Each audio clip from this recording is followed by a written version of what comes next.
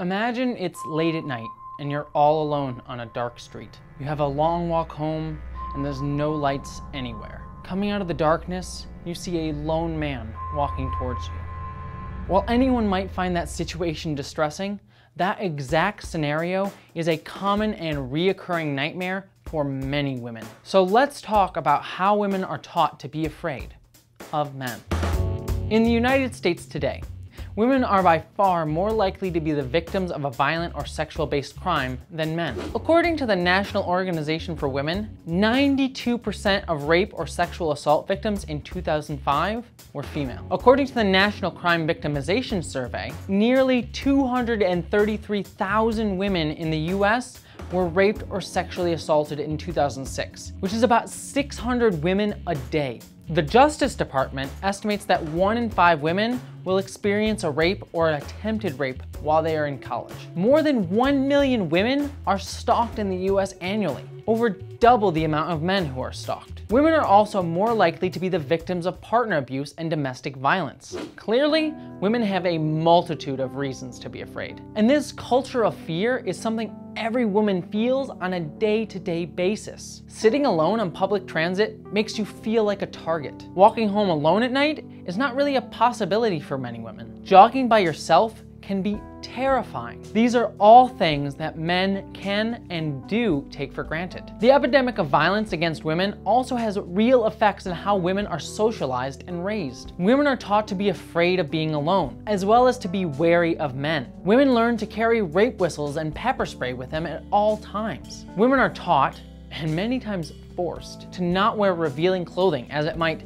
provoke an unwanted sexual advance. Due to all of this, a fear of men starts to become second nature. As a trans woman myself, this fear was something that I had to learn as an adult. Growing up, I was not socialized as a woman, so I would often go outside for a walk at night without even a second thought. As I started to be perceived as a woman, I began to be more afraid of being outside alone. According to a 2015 survey, which includes transgender men, women, and non-binary people, 47% of transgender people were sexually assaulted at some point in their lifetime. 1 in 10 were sexually assaulted in the past year. This number is even higher for transgender people of color, with 53% reporting having been sexually assaulted sometime during their life. This is also compounded for trans women and folks perceived as women, who face violence for being transgender and for being perceived as women. For myself personally, I avoid being outside alone at night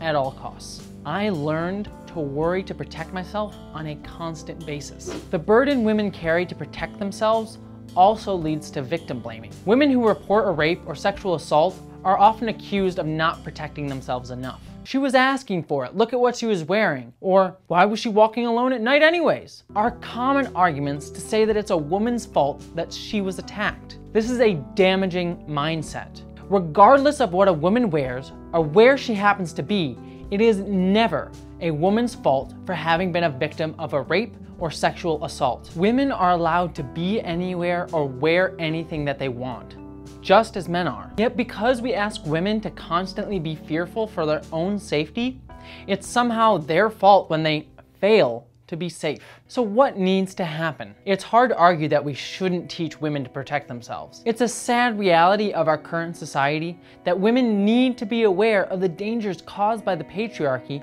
and toxic masculinity. Yet all men, including queer men, should be aware of the safety concerns that women face, just as women are. Take it seriously and be supportive. Walk your friend to her car at night. Make sure she feels safe taking the bus. These are small actions we can all take to help ensure women's safety. Also, reflect on how your own actions might perpetuate this culture. For example, if you're a queer man, realize that it is not okay to grope women, even if you're not sexually attracted to them. It's not okay in a gay bar, and it's not okay as a joke. Always respect people's bodies and get consent before touching anyone. Showing respect is a great first step towards being an ally for women. And if and when something horrible does happen, we need to believe the victim and not blame them for someone else's choice to hurt them. We have to hold people accountable for violence against women. Only then can we begin to work to create a world